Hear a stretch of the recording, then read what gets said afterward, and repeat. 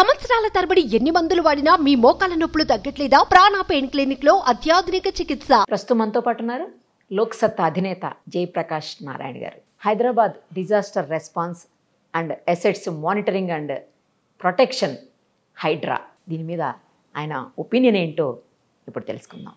Sir నమస్తే అండి. నమస్తే నిరుపమ. సార్, హైడ్రా అందరూ కూడా హర్షం వ్యక్తం చేస్తున్నటువంటి పరిస్థితి ఉంది. నిజంగా ఏ పర్పస్తో అయితే హైడ్రాని ఏర్పాటు చేశారో ఆ పర్పస్ సర్వ్ అవుతుంది అనుకోవచ్చా సార్? లేకపోతే ఇది వేరే టర్న్ ఏమన్నా తీసుకుంటున్నట్లుగా అనిపిస్తోందా? నిజంగా పూర్తి స్థాయిలో హైడ్రా ఎప్పటికీ ఇలాగే పారదర్శకంగా పనిచేస్తూ ఏ విధమైనటువంటి ప్రలోభాలకి లొంగకుండా హైడ్రా ఎప్పటికీ ఇలాగే ఉంటుంది అని అనుకోవచ్చా? పట్టణీకరణ ఎప్పుడైతే పెరిగిపోయిందో ఆస్తుల విలువ పెరిగిపోయింది. హైదరాబాద్లో ఒక 50 ఏళ్ల క్రితం ఎవరు పట్టించుకున్నారు, 100 గజాలు అటు ఇటు ఎవరు పట్టించుకున్నారు కాదు. ఇప్పుడు గజం 3-4 లక్షల రూపాయలు అయిపోయేసరికి న్యాచురల్గా మరి పాపం పేదలు వచ్చి ఇక్కడ నివాసం ఉండేవాళ్ళు, చాలా ప్రాంతాల నుంచి నివాసం వచ్చిన వాళ్ళు కొంత ఆక్యుపై చేయొచ్చు. స్లమ్ లాడ్లు కొంతమంది ఆక్యుపై చేయొచ్చు. మధ్యతరగతి వర్గాలు కొంతమంది తెలుసో తెలియకో కొనుక్కోవచ్చు, మోసపోవచ్చు. సంపన్న వర్గాలు ఆక్రమించవచ్చు. రకరకాలుగా జరిగిపోయింది. అందున మనకి హైదరాబాద్లో ప్రత్యేకంగా సమస్య ఏంటంటే ఆంధ్రప్రదేశ్లో అది లేదు. బ్రిటిష్ పాలన ఉండటం చేత ఇక్కడ ఏనాడు కూడా భూముల సర్వే సమగ్రంగా శాస్త్రీయంగా పూర్వం జరగల. నిజాం కాలంలో కానీ తర్వాత కానీ ఆ సర్వే చేసినప్పుడు కూడా ఆ రోజుల్లో ఏం చేసేవాళ్ళంటే నిజాం కాలంలో మ్యాపుల్లో ఇవన్నీ ఇప్పుడు ఇవాళ మొత్తం నగరం ఉంటున్నాం. ఒకప్పుడు ఇవన్నీ గ్రామాలు కదా, కరెక్టే కదా, ఈ గ్రామాల నగరంలో కలిసిపోయినాయి కదా. అందుకని ఇప్పుడు కూడా మ్యాపులు పలానా షేక్పేట మరొకటి ఇలా చెప్తుంటాం మనం. ఆ మ్యాపుల్లో ఏం చేశారంటే ప్రైవేట్ భూముల్ని సర్వే చేశారు చేతనైన మేరకు. ప్రభుత్వ భూమి మిగతా అంతా ప్రభుత్వ భూమి అన్నారు. ప్రభుత్వ భూముల్ని సర్వే చేయాలి. కొన్ని సందర్భాల్లో అనుకున్న దానికంటే ఎక్కువ భూమి ఉండొచ్చు, కొన్ని సందర్భాలు అనుకున్న దానికంటే తక్కువ భూమి ఉండొచ్చు. ఎందుకంటే సర్వేలో పొరపాటు జరిగినాయి అనుకోండి, ఒక 100 మంది ఆస్తి పొలాలు మనం సర్వే చేశాము, చిన్న పొరపాటు జరిగినాయి. మొత్తం పొరపాటు చివరికి ఏమవుతుంది, మిగిలినటువంటి స్థలం కొంచెం ఎక్కువ కావచ్చు, తక్కువ కావచ్చు, అది ప్రభుత్వ భూమి అని రాశారు. అంచేది మ్యాపింగ్ అది సరిగ్గా లేనప్పుడు చాలా గందరగోళం జరిగింది. అలాగే సరస్సులు ఉన్నాయి, కొన్ని వందల సరస్సులు ఉండేవని చెప్తారు హైదరాబాద్లో. అవును సార్, అవును, కరెక్ట్. మరి ఒక 100 ఏళ్ల క్రితం కూడా హుస్సేన్ సాగర్లో మంచినీళ్ళకి వాడేవాళ్ళు. ఇవాళ ఆ మాట వినడానికే మనకి అసలు చాలా ఆశ్చర్యంగా అనిపిస్తుంది. ఇవాళ హుస్సేన్ సాగర్లో పడిపోతే చచ్చిపోయేది మునిగిపోవటం వల్ల కాదు, ఆ విషం వల్ల. ఆ విషానికి గురే చచ్చిపోతారు, అంత విషపూరితంగా తయారైపోయింది. ఆ సూవేజ్ అంతా, దానిలో సూవేజ్ కానీ కెమికల్ కాలుష్యం కానీ రసాయన పరిశ్రమల నుంచి వెళ్ళేది కానీ అంత మొత్తం కలిసి దానిలో చేరేసి ఒక విషయంగా మార్చిపారేశారు. మరి ఈ 100 లేక్స్ కాలక్రమేణా మరి దానిలో కొన్ని ప్రైవేట్ లేక్స్ ఉన్నాయి, కొన్ని ప్రభుత్వాన్ని ఉన్నాయి. ఇప్పుడు చివరికి మిగిలింది 169 ఎన్నో పర్యవేక్షిస్తున్నారని చెప్తున్నారు. మరి దానిలో కూడా ఈ పెద్ద లేక్స్లోనే ఉదాహరణకు హుస్సేన్ సాగర్లో 30-40% ఆక్యుపై చేశారని చెప్తున్నారు. గతంలో ఉన్నతాధికారులు కొందరు ఆ రోజుల్లో 30 ఏళ్ల క్రితం కూడా నాకు చెప్పేవారు. ఇప్పుడు హైదరాబాద్లో ఉన్నటువంటి రాజకీయ పరపతి ఉన్నటువంటి పెద్ద గూండా నాయకులు ఏ రకంగా రాత్రికి రాత్రి వచ్చేసి హుస్సేన్ సాగర్లో కొంత భాగంలో మట్టేసేసి లెవెల్ పెంచేసి చేస్తే కొన్ని సందర్భాల్లో అధికారులు కూడా అదే రకంగా వ్యవహరించాల్సి వచ్చింది. రాత్రికి రాత్రి 100 లారీలు పెట్టి 1000 మందిని బంధించేసి వస్తాదుల్ని మొత్తం తవ్విపారేసి నీళ్ళలో కలిపేశారు. ఇంకో రకంగా రక్షించుకోవడం సాధ్యం కాని పరిస్థితి వచ్చింది. ఎందుకంటే అదే పనిగా మీరు డంప్ చేయటము, అదంతా పూడిపోవటము, దాన్ని ఆక్యుపై చేసేసుకోవటము. దానికి రివర్సు ఒక శనివారం ఆదివారం కోర్టులు స్టే ఇచ్చే అవకాశం లేకుండా మళ్ళీ మనం కూడా అలా, అంటే ఇంత గందరగోళంగా తయారైపోయింది. ఈ నేపథ్యంలో ఖచ్చితంగా ప్రభుత్వ ఆస్తులు కానీ భూములు కానీ లేకపోతే సరస్సులు కానీ రక్షించడం కోసం చెప్పని ఒక శాస్త్రీయమైన దీర్ఘకాలికమైన క్రమబద్ధమైన ఏర్పాటు ఉండటం అవసరం. దానిలో ఏమాత్రం మానలేదు. కానీ చాలా చిక్కుముళ్ళు పడ్డది కాబట్టి ఇది కేవలం మీకు చట్టం ఉంది చేసేయండి చెప్పని మాత్రమే కాకుండా దానికి ఒక పర్యవేక్షించడానికి కానీ లేకపోతే వాళ్ళకు ఒక మార్గం చూపెట్టడానికి కానీ ఒక సమర్థమైనటువంటి యంత్రాంగం నాయకత్వం కూడా కావాలి. ఎగ్జాక్ట్లీ. కానీ సార్, ఇప్పుడు జరుగుతున్నటువంటివి అంటే ఇప్పుడు ఎన్ కన్వెన్షన్ విషయానికి వద్దాం సార్. ఎన్ కన్వెన్షను మేము రూల్స్కి వ్యతిరేకంగా కట్టలేదు అని చెప్పేసి నాగార్జున గారే స్వయంగా స్టేట్మెంట్ ఇచ్చారు.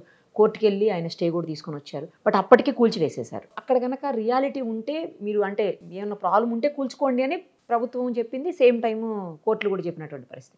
మరి ఇప్పుడు ఏది రైటు ఏది రాంగు అనే అందుకని ఇప్పుడు మనకి చిక్కుముళ్ళు పడ్డ సమస్య. నేను చెప్పాను కదా, మ్యాపులు సరిగ్గా లేవు గతంలోనూ.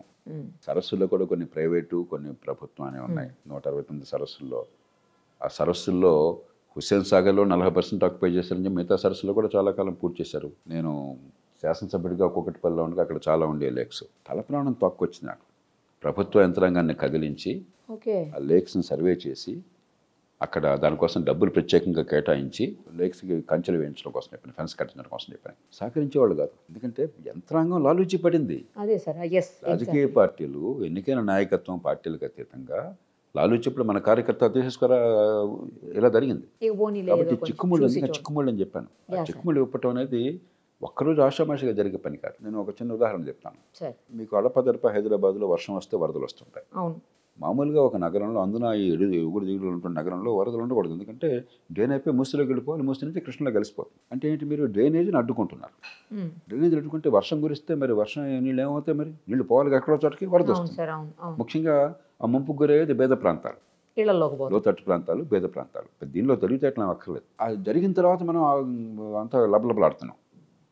జరగకుండా ఆపాలని ప్రయత్నం చేయట్లా నేను. నాకు ఇది అనుభవం ఉంది. గోదావరి జిల్లాలో నేనే ఈ వరల్డ్ బ్యాంక్ ప్రాజెక్ట్ని చెన్నారెడ్డి గారికి నేను నచ్చచెప్పి, ఆయన వరల్డ్ బ్యాంక్ని నచ్చచెప్పి వాళ్ళ ప్రాజెక్ట్ తీసుకొచ్చి ఆ కృష్ణా గోదావరి డెల్టాల్లో వర్షం కురిసినా కూడా వరదలు రాకుండా డ్రైనేజ్ వ్యవస్థను బాగు చేశాం. కాబట్టి నేను ఆ అనుభవంతో నేను చూస్తే కొన్ని చోట్ల డ్రైన్ మీద ప్లాట్ఫామ్ కట్టి డ్రైన్ పూర్తిగా కవర్ చేస్తూ, ఏదో డ్రైన్ ఒక అడుగు 2 అడుగులు వచ్చారు తర్వాత చూద్దాం, కొన్ని సందర్భాల్లో కొంచెం చూస్తుంటూ వదిలేయచ్చు, కొన్ని సందర్భాల్లో పట్టించుకోవచ్చు, తర్వాత చూద్దాం. డ్రైన్ మీద ప్లాట్ఫామ్ కట్టేసి 3 అంతస్తుల బిల్డింగ్ డ్రైన్ మీద, మీకు డ్రైన్ లేదు అక్కడ కనిపించదు. నేను ఇక ఇది లాభం లేదని ఇలాంటివన్నీ గుర్తించి మున్సిపల్ కమిషన్ ఆ రోజుల్లో హైదరాబాద్లో ఒక సమర్థమైన మనిషి ఉండేవాడు. ఆయన మున్సిపల్ కమిషన్ ఆ మున్సిపల్ వ్యవహారాల్లో ఉన్నత విద్య కూడా పొందాడు ఇతర దేశాల్లో. ఆయన నా శిష్యుడు, నా దగ్గర గతంలో పనిచేసిన అధికారి, సమర్థుడు. నేను ఆయనకు చెప్పాను, స్థానిక అధికారులు చేయలేరు, ఈ సర్కిల్ స్థాయిలో వీళ్ళకి రాజకీయ ఒత్తిళ్లు ఉంటాయి, కాబట్టి మీరు హైదరాబాద్ నగరపాలక సంస్థ నుంచే ఒక స్క్వాడ్ని పంపించి ఒక శనివారం ఆదివారం మళ్ళీ కోర్టులు స్టేలు గొడవలు లేకుండా మిగతా అవన్నీ తర్వాత చూద్దాం. నేను ఆయన ఏదో అక్కడ పేదలు ఇల్లు కట్టుకుంటే తీసేమని అవి నేను మాట్లాడట్లా. ఇలాంటి డ్రైన్లు అడ్డుకున్నటువంటివన్నీ కూడా నిర్దాక్షిణ్యంగా కట్ చేశాను. అక్కడ మళ్ళీ వేరే ఉండకూడదు. ఒక డ్రైన్ కానీ రోడ్డు కానీ వాటర్ కోర్స్ని రోడ్ని అడ్డుకుంటే ఇంకా పరిపాలన ఉంటుంది. దానికి స్పష్టమైన అధికారాలు ఉన్నాయి మనకి. రెవెన్యూ అధికారులకు ఉన్నాయి, మరి మున్సిపల్ అధికారులకు ఉన్నాయి. అంటే ఆయన స్పందించి పక్కాగా ఎక్సర్సైజ్ చేసి ఒక శనివారం ఎప్పుడో పంపించి టకటక్క కొట్టేయడం మొదలెట్టాడు. ఇది పూర్తిగా డ్రైన్లు అడ్డుకుంటున్నటువంటి కట్టడాలు. పార్టీలకు అతీతంగా అందరు కార్పొరేటర్లు, అందరు ఎమ్మెల్యేలు కలిసిపోయారు. రోజు పార్టీలు తిట్టుకుంటుంటాయి, అదే సార్, ఈ విషయంలో మాత్రం ఏకమైపోయారు. అందరూ ఏకమైపోయారు. అందరూ కలిసి వెంటనే దాన్ని ఆపించారు. మున్సిపల్ కమిషనర్ కూడా పై వాళ్ళకి లోబడిన అధికారి కదా, మంత్రులు ముఖ్యమంత్రుల మాటకి అందని అవకాశం లేదు కదా, వాళ్ళకి చట్టబద్ధంగా అధికారం ఉంది కదా, నువ్వు ఆపు అని చెప్పి అధికారం ఉంది కదా. వారం రోజుల్లో అధికారిని ట్రాన్స్ఫర్ చేశారు. నగరంలో డ్రైన్లని ఆపు చేస్తూ, డ్రైన్లని అడ్డుకుంటూ వచ్చిన కట్టడాలు తొలగించడానికి ప్రయత్నం చేస్తే మీరు తట్టుకోలేకపోయినారు. ఇవన్నీ మనం చేసిన స్వయంకృతాపరాధాలు ఇంతకాలంగా. అట్లాగే ఎన్నో చోట్ల నేను చూశాను, కుకటిపల్లిలోనూ చూశాను, అన్ని చోట్ల ఉంటుంది అది. మరి బ్రహ్మాండమైనటువంటి కొత్త భవనాలు వస్తున్నాయి, రెసిడెన్షియల్ కాంప్లెక్స్లు, కొన్ని అపార్ట్మెంట్ కాంప్లెక్స్లు, చాలా 15 అంతస్తులు 19 అంతస్తులు బ్రహ్మాండంగా వస్తున్నాయి, చాలా అందంగా చేస్తున్నారు. ఎక్కడన్నా వాటికి సివరేజ్ సిస్టమ్ ఉందా? హైదరాబాద్లో ఈనాటికి కూడా 8 లక్షల ఇళ్ళకి మాత్రమే సివరేజ్ ఉంది. 1 కోటి జనాభా దాటిందని మీరే చెప్తున్నారు. ఇంటికి 45 వేసుకుంటే 20-25 లక్షల ఇళ్ళు ఉంటాయి కదా, 8 లక్షల ఇళ్ళకే సివరేజ్ ఉంది, సివర్ కనెక్షన్స్ ఉన్నాయి. మిగతా ఏమవుతుంది? ఎస్టీపీ అంటారు పేరుకి, ఏదో లెక్క కోసం అని చెప్పని కాగితం మీద రూల్ ఉంది కాబట్టి ఎస్టీపీ పెట్టి చూపెడతారు. ఎస్టీపీలోకి సివేజ్ వెళ్ళి అక్కడ సివేజ్ ట్రీట్మెంట్ జరిగిందని చెప్పన్నది ఆ అపార్ట్మెంట్ కాంప్లెక్స్లో 190 సందర్భాల్లో కల్లా.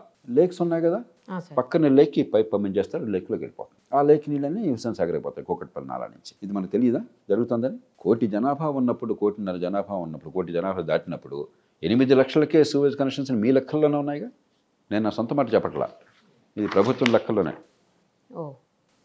ఇది ప్రభుత్వం వారి స్టేట్మెంట్, నా దగ్గర కాదు. అంచేత ఇవన్నీ అవసరం. నేను చెప్పేది ఏంటంటే, ఏదో మన దేశంలో ఆర్భాటంగా మొదలెట్టడం, 4 రోజులు ప్రచారం, కొంత హడావిడి అయిపోయిందనుక మనం నిద్రపోవటం, ఇలా కాదు. దీర్ఘకాలం చాలా నిర్లక్ష్యానికి గురైనాయి. కాబట్టి దీర్ఘకాలం పద్ధతి ప్రకారం చేయాలి. దానిలో నిజంగా డ్రైన్లు అడ్డుకునేవి, లేకపోతే ఈ సూవేజ్ని లేక్స్లోకి పంపించేవి, అంటే మన కాలుష్యాన్ని పెంచేవి కానీ, లేకపోతే వరదల్ని పెంచేవి కానీ, ప్రమాదం తీసుకొచ్చేవి, హైయెస్ట్ ప్రయారిటీ చక్కటి నిర్దాక్షణ్యంగా అక్కడ కోర్టులు కూడా అర్థమయ్యేది చెప్తే కోర్టులు ఒప్పుకుంటాయి. డ్రైన్లు అడ్డుకునేది ఆపి తీసేస్తున్నానంటే ఏ కోర్టు అడ్డుకోదు. అలాగే సూవేజ్ని లేక్స్లో పంపించుకుంటూ ఆపుతున్నానంటే ఏ కోర్టు అడ్డుకోదు. అప్పుడు ఏమవుతుందంటే ప్రజల్లో వాతావరణం వస్తుంది, ఆ ఫలితాలు కనిపిస్తాయి. అప్పుడు క్రమక్రమంగా మీరు అంతా బాగు చేయలేరు. యా యా ఇన్నేళ్ళు 70 ఏళ్ల పాటు జరిగినటువంటి ఆక్రమణ కానీ మిగతా కానీ కొన్ని వేల మంది బేదలు కట్టుకున్న తర్వాత మీరేం చేయగలరు ఇప్పుడు? అవును సార్, కరెక్ట్. బేదలు కదా. ఢిల్లీలో బొంబాయిలో ధారావిలో కొన్ని లక్షల మంది ఉన్నారు. ఆసియా ఖండంలోనే ప్రపంచంలో అతిపెద్ద స్లమ్ అని చెప్తారు. అవును సార్. 50 ఏళ్ళుగా ప్రభుత్వాలు తలబట్టుకుంటున్నాయి. ఇంతవరకు ఏం చేయలేకపోయినాయి. ఈ మధ్యకాలంలో మరి వాళ్ళని మల్టీ స్టోరీడ్ కాంప్లెక్స్లు కట్టి వాళ్ళకి ఇద్దామంటే వాళ్ళు ఒప్పుకోవట్లేదు. ఎందుకంటే నాకు ఏదో ఈ కింద 10 గజాలు ఉన్నా సరే కింద నాకు స్థలం ఉంది, పైన ఎక్కడో నువ్వు ఫ్లాట్ ఇస్తానంటున్నావు. మన దేశంలో చాలా సమస్యలు ఉన్నాయి. కాబట్టి మరి పద్ధతి ప్రకారం, ప్రయారిటీ ప్రకారం వెళ్ళాలి. దీర్ఘకాలం దాన్ని బాగు చేయడానికి సంకల్పం ఉండాలి. లేకపోతే మీరు మెయిన్ రోడ్ నుంచి, మీరు ఇక్కడ ఉన్నారు, మీరు మెయిన్ రోడ్ నుంచి కొంచెం లోపల దుర్గానగర్కి వెళ్ళండి, రోడ్డు చూడండి ఎలా ఉన్నాయి. ఇంకా అంతకంటే లోపలికి వెళ్ళండి, ఓపెన్ డ్రైన్లు, వర్షం వస్తే అంత ఉంటుంది, మలమూత్రాలు కనిపిస్తూ ఉంటాయి, అక్కడ జంతువులు కళాపరాలు కనిపిస్తుంటాయి, దోమలు మూగుతూ ఉంటాయి. మన కారు వెళ్ళాలంటే కారుకి ఇక్కడ మ్యాన్ హోల్ మిగతా గందరగోళంగా ఉంటాయి. అక్కడికి వెళ్తే నరకంగా ఉంటుంది. మన నగరంలో జరుగుతుంది. మనకి నగర పరిపాలనని, స్థానిక పరిపాలనని పూర్తిగా నిర్లక్ష్యం చేసి ప్రజలతో సంబంధం లేకుండా మనం చేస్తే ఎక్కువ కాలం నడవు. ప్రజలతో సంబంధం ఉండాలి. అధికార వికేంద్రీకరణ. ఈ మొత్తం గొడవలో ఎక్కడన్నా హైదరాబాద్ మేయర్ పేరు విన్నారా మీరు? No sir. మీరు నన్ను అడిగితే మేయర్ పేరు నేను చెప్పలేను. ఎందుకంటే పెద్ద ఎవరున్నారో మనకు అనవసరం. నిరర్ధకులను చేసాం. ఎట్లా అవుతుంది అది? హైదరాబాద్లో ప్రజల భాగస్వామ్యంతో వీళ్ళందరినీ భాగస్వాములుగా చేసి వీళ్ళు తప్పులు చేస్తే జవాబుదారితనం మీరు పట్టుకోండి. వీళ్ళు తప్పులు చేయరని దాంట్లో తప్పులు ఖచ్చితంగా చేస్తారు. ఎందుకంటే మీరే అలాంటి వాతావరణాన్ని సృష్టించారు. హైదరాబాద్ నగరం చేయాల్సిన పని అసలు రాష్ట్రంలో తారపాటం ఏంటి? అక్కడే మనం ఫెయిల్ అయిపోయినాం. మనం ఏదో వినడానికి చాలా బాగుంటుంది. ఇలాంటివి ఏమవుతాయంటే చివరికి ఒక వారం రోజుల మధ్య హడావుడికి కనిపిస్తుంది. తర్వాత అందరూ మర్చిపోతారు, మళ్ళీ మామూలే యథాస్థితి. ట్రాఫిక్ ఉన్నది, మీకు ఒక్క చోటన్నా సరే ట్రాఫిక్ రూల్స్ గట్టిగా పాటించి ఏర్పాట్లు చేస్తామని చెప్పగలరా మీరు? ఈ ప్రభుత్వాలు వచ్చి ట్రాఫిక్ రూల్స్ అతిక్రమిస్తే వాళ్ళకి పెనాల్టీలు వేస్తే పెనాల్టీ వేవ్ చేస్తున్నామని సగర్వంగా ప్రకటిస్తున్నారా? 3 రోజుల క్రితం లోక్సత్తాలో నాకు ఆప్తుడు, వాళ్ళ తండ్రి గారు పాపం స్కూటర్ మీద వెళ్తూ ట్రాఫిక్ రూల్స్ పట్టించుకోవట్లేదు కాబట్టి హెల్మెట్ ఉంది, హెల్మెట్ నిప్పు పెట్టుకోకుండా స్కూటర్ మీద పెట్టుకున్నాడు. ఓకే. వెళ్ళి అక్కడ కలర్ స్తంభాన్ని కొట్టాడు. ఆయన ప్రాణం పోయింది, నిండు ప్రాణం పోయింది. తప్పు ఖచ్చితంగా మనది ఉంది, ప్రమాదం గురైతే. కానీ రూల్ అయితే ఉంది, కానీ రూల్ని మీరు కూడా రూల్ని ఎన్ఫోర్స్ చేయట్లేదు కదా. మీరు ఎన్ఫోర్స్ చేస్తే భయం ఉంటుంది. ఎంతమంది ప్రాణాలు పోతున్నాయి? ఎన్ఫోర్స్ చేస్తే మళ్ళీ జనాల వ్యతిరేకత వస్తుంది సార్. మళ్ళీ అదో పరిపాలన అంటే అదే. ఇప్పుడు పరిపాలన అంటే అదే. వ్యతిరేకత వస్తుంది చెప్పిన మర్డర్ చేసి వదిలేస్తారా? ఇప్పుడు ప్రజలు కొన్ని సందర్భాల్లో విషయం తెలుసో తెలియకో 1000 రూపాయల పెనాల్టీ కట్టమంటే ఎక్కువైపోయింది అని ఎదురు జరగచ్చు. అవును. నచ్చ చెప్పే చాతుర్యము, మీ మాటలు వినడానికి ప్రజలను కట్టుబడి ఉండేట్టుగా చేసేటువంటి విశ్వసనీయత మీకు ఉండాలి. అరే ట్రాఫిక్ రూల్స్ ఫాలో కాకపోయినట్టయితే వేల మంది చనిపోతున్నారయ్యా. దేశంలో 2 లక్షల మంది చనిపోతున్నారు ఇండియాలో ట్రాఫిక్ యాక్సిడెంట్స్లో. అత్యధికులు చిన్నారి వయసులో ఉన్నవాళ్ళు, యువత. కాబట్టి ఇబ్బంది అయినా కూడా తల్లిదండ్రులు పిల్లలు తప్పు చేస్తూ కొంచెం మందలిస్తారు, మందలించాలా, లేకపోతే ప్రాణాలు పోతాయి. చూస్తూ ప్రాణాలు పోయేటైతే ప్రభుత్వం ఎందుకని చెప్పాలా? అంతేగాని జనం కోరుకుంటున్నారు మీరు చేస్తే ఎట్లాగా? కాబట్టి ఒక సమగ్రమైన ఏం చేసినా కూడా సమగ్రము, శాస్త్రీయము, దీర్ఘకాలికము. ఇవన్నీ ఏంటంటే 2 రోజుల పాటు ఏదో ఆరంభ స్వరత్వం కనిపిస్తూ ఉంటుంది. అలా కాకుండా చేస్తే సంతోషం. ఒక చిన్న ఉదాహరణ మీకు గుర్తుందో లేదో, ఒక 7 ఏళ్ల క్రితం 10 ఏళ్ల క్రితం ప్లాస్టిక్స్ గురించి పెద్ద గందరగోళం, చాలా హడావుడి చేశారు సార్. జిహెచ్ఎంసీ పరిధిలో అసలు ప్లాస్టిక్ వాడొద్దని. ఎక్కడన్నా అసలు ఏమన్నా అమలవుతుందా? ఇళ్లలో నేను కూడా ఇంట్లో మా శ్రీమతి వీళ్ళంతా కూడా సెపరేట్ చేశారు. ఇది ఆర్గానిక్ వేస్ట్, మరి రీసైక్లబుల్ ప్లాస్టిక్ ఇవన్నీ కూడా. నేను విన్నది ఏమిటి, అన్ని చోట్ల జరుగుతుందో నాకు తెలియదు. ఆ వాహనానికి పంపించేటప్పుడు మనం ఇచ్చేది 2-3 బిన్స్లో ఇచ్చినా కూడా మొత్తం కూడా దానిలో పోసేస్తున్నారు. అందుకని వీళ్ళు కూడా ఇంకా అక్కడ ఎలా కలిపేస్తున్నారు, మనం కూడా కలిపేసిన వీళ్ళు కూడా కలిపేస్తారు. మన ఆర్భాటం కనిపించింది, 2 రోజుల పాటు పెద్ద ఆరంభ స్వరూపం కనిపించింది. పని అక్కడ సిస్టమ్స్ బిల్డ్ చేయాలి, ప్రజల్ని భాగస్వాములు చేయాలి, జవాబుదారితనం కావాలా, అధికారాన్ని వికేంద్రీకరించాలి, వార్డు కమిటీలను పెట్టాలా. రాజ్యాంగంలో వార్డు కమిటీలు చెప్పారు. వార్డు కమిటీలకు బాధ్యత ఇవ్వాలి, వాళ్ళకి అర్థం కావాలి మనకి ఏమవుతుంది మన చుట్టుపక్కల అని చెప్పని. మీ లేక్ కావచ్చు, లేకపోతే మీ రోడ్డు కావచ్చు, మీ డ్రైన్ కావచ్చు, మీ గార్బేజ్ కావచ్చు, మనకు తెలియాలి, దానిలో భాగస్వాములు చేయాలి. మనకు అదేం లేకుండా ఏదో ఒక చిట్కా పరిష్కారాలు ఉన్నాయనుకుంటున్నాం. ఒక్కడి సినిమా ఏదో చెప్తారు, ఒక్కరోజు ముఖ్యమంత్రి కాగానే మొత్తం మారిపోతుంది చెప్పని. ఒక సినిమాలో సాధ్యమైంది. సినిమాలో ఏమవుతుందంటే అంత అధ్వాన్నంగా ఉన్నది, హీరో గొప్ప పాటలు లంకించుకోగానే పాట అయిపోయేసరికి సుందరంగా మారుతుంది. జీవితం అట్లా కాదు. జీవితం చాలా కష్టమైనది. అన్నింటినీ కూడా సమర్థించుకురావాలి. ఇవి చాలా కొన్ని చేదరస్తాయి. ఉదాహరణ డ్రైనేజ్ ఇంప్రూవ్ చేయడం అంటే ప్రజెంట్ ఇష్యూ కాదు కదా. అక్కడ పోయి మీరు చూడడం కానీ కంపేస్తుంది, వాళ్ళ మలమూత్రాలు మనం చూస్తూ ఉండాలా. కానీ that's the way life is. మన బాత్రూమ్ కడుక్కోవాలంటే అదేం ప్లెజెంట్ ఇష్యూ కాదు. కాబట్టి ఒకరోజు ఒక డ్రామాతో అయిపోయేది కాదు. చిత్తశుద్ధితో దీర్ఘకాలికంగా అన్గ్లామరస్గా పనులు జరగాలి. అది మర్చిపోయినాం మనం. మర్చిపోయి ఒక్కరోజు 2 రోజులు ఆర్భాటాలు చేస్తున్నాం, మళ్ళీ మామూలు అయిపోతాం. కానీ అసలు ఇంతకుముందు ఏ ప్రభుత్వాలు చేయనటువంటి ఒక డేరింగ్ స్టెప్ ఈ గవర్నమెంట్ వేసింది, రేవంత్ రెడ్డి గారు తీసుకున్నారని అయితే నడుస్తూ ఉంది మంచి సార్. ప్రయత్నాన్ని నేను అభినందిస్తాను. కానీ నేను చెప్పేది సమగ్రము, శాస్త్రీయము, దీర్ఘకాలికము, సమన్వయము. ఇది లేకపోయినట్టయితే ప్రజల భాగస్వామ్యము, అధికార వికేంద్రీకరణ ఇవి లేకపోతే ఇవన్నీ ఊరికే మక్కలో పుట్టి పప్పులో పోతాయి. సార్ కరెక్ట్ చెప్పారు. బట్ ఏంటంటే ఇప్పుడు ఏదైతే హైడ్రా ఉందో అలాంటి మా ఏరియాస్లో కూడా కావాలి అని చెప్పేసి డిమాండ్ కూడా పెరుగుతూ ఉన్నటువంటి పరిస్థితి ఉంది సార్ ఇప్పుడు. అంటే అన్ని చోట్ల కబ్జాలు పోవాలి, ఎక్కడ కబ్జాలు ఉండకూడదు, ప్రభుత్వ భూముల్ని. మనం ఏంటంటే అగైన్ చెప్పాను కదా, చిట్కాల పరిష్కారాలు చూస్తున్నాము. మనకు ఉన్న సిబ్బంది పరిమితం. శాస్త్రీయంగా మీరు చేయకుండా హడావిడిగా చేస్తే ఫలితాలు రావు. ఖచ్చితంగా భూ కబ్జాలు తొలగించాలి. రోడ్లు అడ్డుకుంటే కూడా పట్టించుకునే యంత్రాంగం మనకున్నది. 1-2 సందర్భాల్లో నేను స్వయంగా పోయి, అందరికీ తెలుసు నేను ఏ చట్టాన్ని ఉల్లంఘించానని చెప్పని, రోడ్డు గడ్డంగా గోడ కడితే నేను వెళ్ళి గోడను బద్దగట్టాల్సి వచ్చింది 10 మంది ఎదురు. ఎందుకంటే నేనే వెళ్ళి కొడితే కొంచెం ప్రజలు ఊపు వస్తుందని చెప్పని. రోడ్డు గడ్డంగా గోడ ఒకటి పట్టించుకున్న అవసరం లేడు. అంచేత మీరు మళ్ళీ పాలన గాడిలో పెట్టాలి. ఒక గాడిలో దీర్ఘకాలం పెట్టడానికి చాలా శ్రమ చేయాలి, చాలా లోతుకి వెళ్ళాలి. అంచేత ఇది మంచి ప్రయత్నం. ఇళ్ళలకు గానే పండుగ అనుకోపోకండి, నేను చెప్పేది అది. ఇది చేయొద్దని కాదు, ఇళ్ళలకు గానే పండుగ అనుకోపోకండి. దీర్ఘకాలం సిస్టమేటిక్గా మనకేంటంటే పరిపాలనలో మిషన్ మోడ్ అంటారు. ఏదో దానికి ఏదో ఉందా ఒక మిషన్, వర్షం వచ్చింది, బాగా వరదలు వచ్చేస్తున్నాయి, ఏదో చేద్దాం, ముఖ్యమంత్రి గారు వస్తున్నారు, గవర్నర్ గారు వస్తున్నారు, రోడ్డు అంతా క్లీన్ చేద్దాం ఈ పూటకి, లేకపోతే సైక్లోన్ వచ్చింది ఈ పూట అలా మేనేజ్ చేద్దాం, ఎలక్షన్లు వస్తున్నాయి ఎలక్షన్ పని చేద్దాం, ఇవన్నీ పర్ఫెక్ట్గా చేస్తున్నాం మనం. కానీ రోజువారీ పరిపాలన చాలా విసుగైనటువంటిది, బోరైనటువంటిది, చికాకైనటువంటిది. అది చాలా అధ్వానంగా చేస్తున్నాం. కాబట్టి ఈ హైలీ విజిబుల్ ఈ గడవలకు పడిపోయి సమరపడిపోకండి. ఈ బోరింగ్ పని ఉందే అది చాలా అవసరం, చాలా చికాకు కలిగే పని, కొన్ని సందర్భాలు అసహ్యం కలిగే పని, రోజు చేయాల్సిన పని. ఇవాళ చేస్తే ఇవాళ అయిపోవాలి, రేపు మళ్ళీ చేయాలి, రేపు చేస్తే అయిపోవాలి. బాత్రూమ్ ఇవాళ శుభ్రం చేస్తే రేపు కూడా మళ్ళీ చేయొద్దు, ఎల్లుండి చేయొద్దు. ఇది ఒక్కరోజు అయ్యేది కాదు. దోమల నివారణ ఉంది, ఒక్కరోజు ఒక పూట దోమలు మందేస్తే అయిపోయేది కాదు. డెంగ్యూ ఫీవర్ కొన్ని వేల మందికి హైదరాబాద్లో ఉందని చెప్పి అది ఒక్కరోజు ఇవాళ వచ్చేసి మీరు మందేస్తే దోమలు అయిపోయిందా? రేపు దోమల సంగతి ఏంటి, ఎల్లుండి దోమల సంగతి ఏంటి? కాబట్టి సిస్టమ్ బిల్డ్ చేయండి, ఇంటిగ్రేట్ చేయండి, సమన్వయం చేయండి, సమగ్రంగా చూడండి, దీర్ఘకాలికంగా ఆలోచన. ఇదంతా జరగాలంటే ఉద్యోగుల ద్వారా మాత్రమే జరగదు, సాధ్యం కాదు. ఉద్యోగులకి భార్య బిడ్డలు ఉన్నారు, వాళ్ళకి నెల జీతం చేస్తే పొద్దున సాయంత్రం వాడు ఇక్కడే ఉంటాడా? కాబట్టి సమాజం పట్టించుకోవాలి, సమాజానికి ఆ స్పేస్ ఇవ్వాలి. అందుకే వార్డు కమిటీసు, అధికార వికేంద్రీకరణ, మనందరం పట్టించుకోవటం అది జరగట్లా. అది జరగకుండా ఎవరో కొంత బాధ్యత తీసుకుని మేము 10 మంది చేస్తూ ఉంటున్నారు. జరగదు. కొంతకాలం బాగుంటుంది. ఒక చిన్న అపార్ట్మెంట్ కాంప్లెక్స్లో ఉంటే మనం దీన్ని బాగా చేయాలంటే ఎన్నిసార్లు కూర్చోవచ్చు, కొన్నిసార్లు విసుగుపడుతుంది. ఇదేంటో ఇది ఎళ్ళతో కూర్చుని చెత్త అంతసేపు కూర్చుంటామని చెప్పాను. కానీ తప్పదు, మనం అందరం పట్టించుకుంటే, నిరంతరం పట్టించుకుంటేనే ఒక స్థాయి మెయింటైన్ అవుతుంది. ఒక ఇల్లు ఎలాగైతే మెయింటైన్ అవుతుందో ఒక ఇల్లు కష్టం అయితే 1 కోటి మంది జనాభా ఉన్న సిటీ ఎంత కష్టం. దాంతోపాటు మరొకటి ఆలోచించాలి. మనకేమవుతుంది, మీరు ఎన్ని చేసినా కూడా లక్షల మంది ప్రవాహం మహానగరాలకు వచ్చేస్తాం. ఎక్కడో మారుమూల హుస్నాబాద్లో ఉన్నవాళ్ళు కావచ్చు, ఆదిలాబాద్లో ఉన్నవాళ్ళు కావచ్చు, లేకపోతే మరో గ్రామంలో ఉన్నవాళ్ళు కావచ్చు, అందరూ పాపం పొట్ట చేతిపెట్టుకుని హైదరాబాద్ వచ్చేస్తున్నారు. వాళ్ళలో చాలామందికి నైపుణ్యం లేదు, పెద్దగా ఆదాయం సంపాదించే అవకాశం లేదు. వాళ్ళు ఇక్కడికి వస్తే ఒంటరిగానే రావాలి, కుటుంబంతో వచ్చే అవకాశం లేదు. వాళ్ళకి నిలవనేడ కూడా ఉండదు ఇక్కడ. కాబట్టి కుటుంబం లేకుండా వచ్చి చిన్న చిన్న ఉద్యోగాలు, చిన్న నైపుణ్యం వాళ్ళకి 10-12 వేల రూపాయలు, 15,000 రూపాయలు వస్తే చాలా ఎక్కువ వచ్చినట్లు లెక్క. ఎక్కడుంటారు వాళ్ళు? ప్రయాణం ఎట్లా చేస్తారు? ఇంటికినే చేస్తారు. దానికి ఒక్కరోజు వాడికి పని లేకపోతే పస్తుంటే వాడిని చూసేవాళ్ళు ఎవరు? వాళ్ళకి అనారోగ్యం వస్తే వాడికి సంక్షోభమే కదా, ఆలనా పాలన లేదు.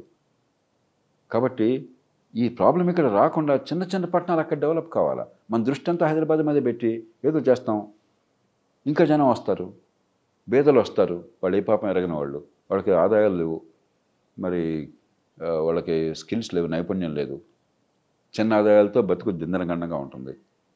మళ్ళీ మనం సిటీ అంతా గందరగోళం అయిపోయిందని మాట్లాడుతుంటాం. చిన్న మ్యాగ్నెట్స్ క్రియేట్ చేయండి.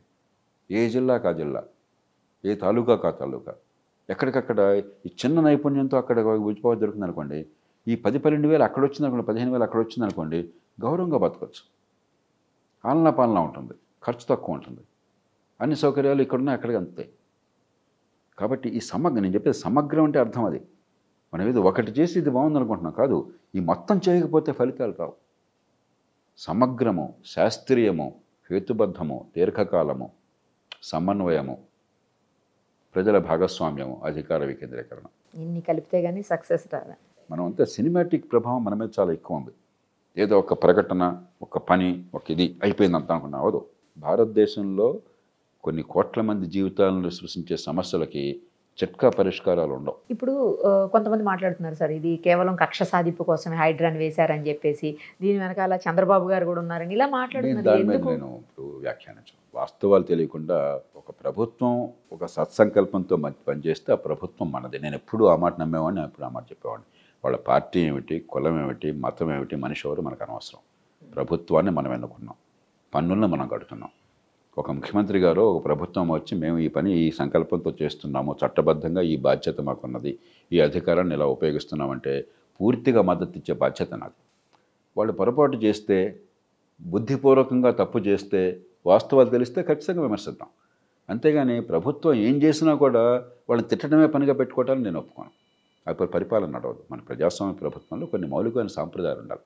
ఒక ప్రభుత్వం నగరంలో భూములు రక్షించడం వాళ్ళ బాధ్యత కదా, బాధ్యత నెరవేరుస్తూ ఉంటే నేను క్రిటిసిజం ఎట్లా వస్తుంది? పని చేయకపోతే తిడతాం, పని చేస్తే కూడా తిడితే ఎట్లా? తప్పు చేస్తే తిడదాం, సరిగ్గా చేయకపోతే సరిగ్గా మార్గం చూపెడదాం. కాబట్టి దానిలో ఆ చర్చలోకి నేను వాళ్ళని. అలాగే ఇండివిజువల్ కేసులు, నాగార్జున గారి ప్రాపర్టీ మరొకటి కోర్టులు తెలుస్తాయి, తనకు పద్ధతి ఉన్నది, నాకు వాస్తవాలు తెలియవు. కాబట్టి నేను దానిలో జోక్యం చేసుకోను. నేను చెప్పేది బ్రాడర్ ఇష్యూ, మనం ఏ రకంగా నగరాన్ని మనం బాగు చేసుకోవాలని చెప్పిన విషయం. ఇప్పటికే ఎన్ని లోపాలున్నా కూడా తలమానికైన నగరం హైదరాబాద్, మనం గర్వపడే నగరం.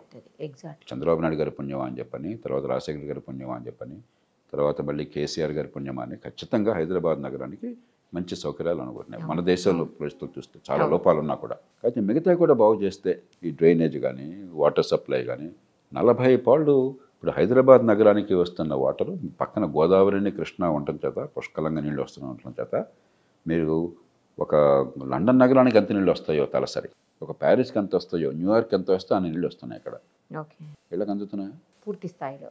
ఏ వీధికైనా వెళ్ళండి, ఇక్కడితో సహా వారానికి ఒకసారి మంచినీళ్ళు బంద్ అంటారు.